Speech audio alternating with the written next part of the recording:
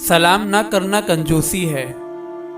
حضرت جابر رضی اللہ تعالی عنہ کہتے ہیں کہ ایک شخص نے نبی کریم صلی اللہ علیہ وسلم کی خدمت میں حاضر ہو کر عرض کیا کہ میرے باغ میں فلاں شخص کا کھجور کا درخت ہے، اور صورتحال یہ ہے کہ وہاں اس درخت کے ہونے سے مجھے تکلیف پہنچتی ہے، کیونکہ وہ شخص اپنے اس درخت کی وجہ سے وقت بے وقت میرے باغ میں آتا جاتا ہے۔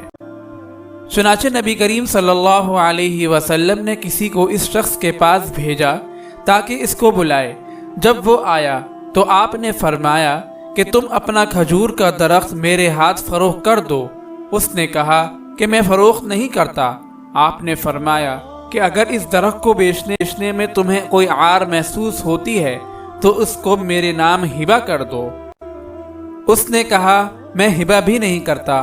آپ نے فرمایا اچھا، اس درخت کو تم میرے ہاتھ کھجور کے ایسے درخت کے عوض فروخت کر دو جو تمہیں جنت میں ملے۔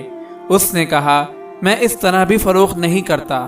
آپ نے فرمایا میں نے تم سے بڑا بخیل کسی شخص کو نہیں دیکھا علاوہ اس شخص کے جو سلام کرنے میں بخل کرتا، یعنی سلام کے معاملے میں کوتاہی کرنے والا شخص تم سے بھی بڑا بخیل ہے کہ وہ اتنا ذرا سا کام کر کے بھی زیادہ ثواب حاصل نہیں کرنا چاہتا۔